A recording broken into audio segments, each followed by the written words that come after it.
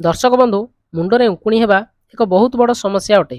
कारण यही उंकुणी गुड़िक मुंडरे रही आम केश को दुर्बल करने सह केश झड़बार कारण होता।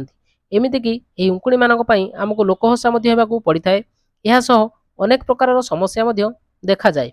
तेबे यही वीडियो माध्यम आज आम आपन को यहीपरि एक घरोई उपचार विषय में जनइबू, जहां मात्र थरे प्रयोग करने पर आपण मुंडरे थिबा उंकुणी निख सबु कुआडे गायब हो जिवे।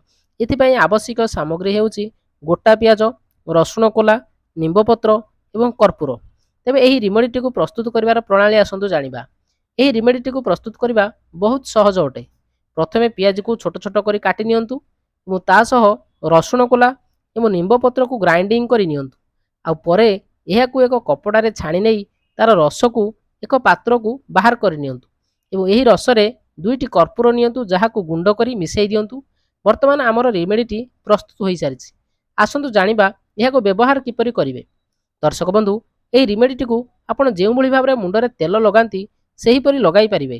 तेबे एही रेमेडीटी को तुला साहाय्य रे नेई केश मूलरे भल भाबरे मालिश करी लगाई नियंतु। लगाइबा परे एहाको आपण चाहिए राति सारा रखि पारिबे किंबा 3 ରୁ 4 घंटा मुंडरे रखी परे मुंड सफा करि नियंतु। एही रेमेडीटी को सप्ताह को थरे प्रयोग करी देखंतु।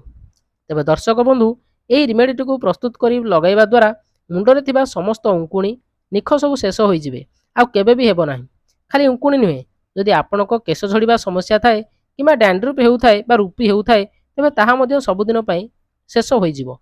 तेबे एही उपायटी को थरे व्यवहार करी निश्चिंत देखंतु। एवं जदि वीडियोटी भल लागि थाए लाइक, कमेंट और शेयर करंतु एवं एही भली उपादेय वीडियो देखिबा पई चैनल को सब्सक्राइब करतु।